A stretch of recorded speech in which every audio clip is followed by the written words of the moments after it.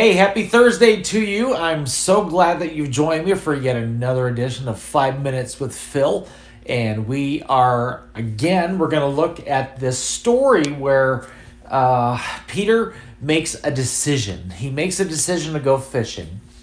And what did we say that represented? If you remember, we said that represented going back to the very lifestyle, to the very thing that he left behind to follow Jesus. And we also discovered that Peter was a person who influenced other people to follow his lead.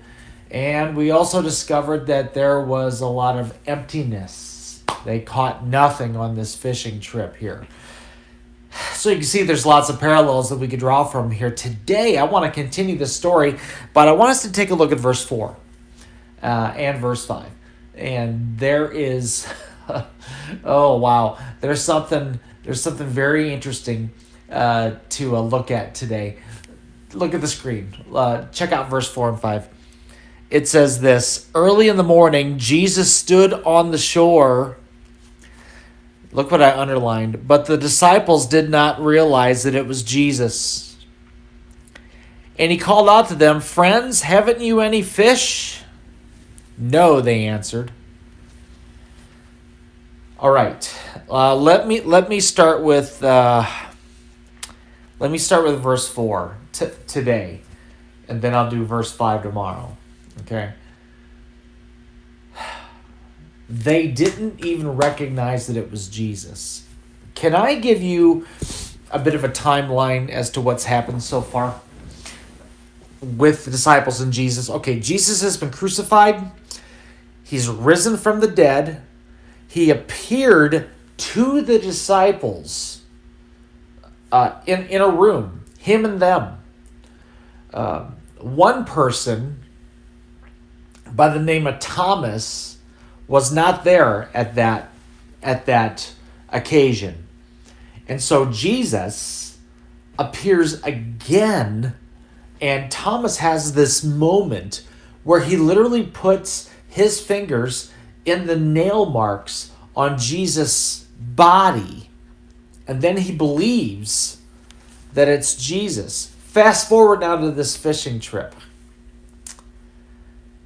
These guys have had this incredible experience, actually seeing the risen Lord. Thomas actually touching the risen Lord. And at this moment, they don't recognize him. They don't recognize him. Do you want to know what a massive danger is? When we decide to go backwards in our relationship with God, when we decide to go backwards in our relationship with Jesus, when we do that, we fail to recognize the very presence of Jesus. Jesus can almost seem like a stranger to us. And we might say, well, I've had this experience with Jesus. I had this church service, or this youth camp, or this revival service, or I experienced a miracle. That would never happen to me. And again, you've got a guy in this boat who literally touched the resurrected Jesus, and he didn't recognize him. Sometimes it's not hard to do this. We can kind of get caught up in our own schedule. We can kind of get caught up in our own path. We can really, really, really get obsessed with our own schedule. And sometimes we leave Jesus out of our day. We leave Jesus out. We really don't pursue him like we used to. He's just there, if at all. And what happens is that we don't recognize Jesus like we used to.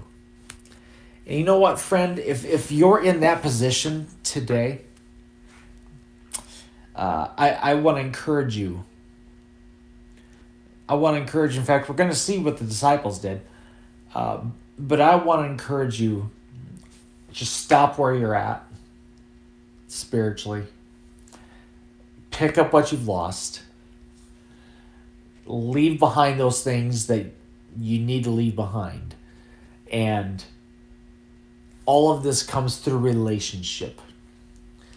We recognize Jesus' presence when we are with him consistently. I encourage you, get with Jesus today. Pray to him today. Talk to him today. Talk to him tomorrow.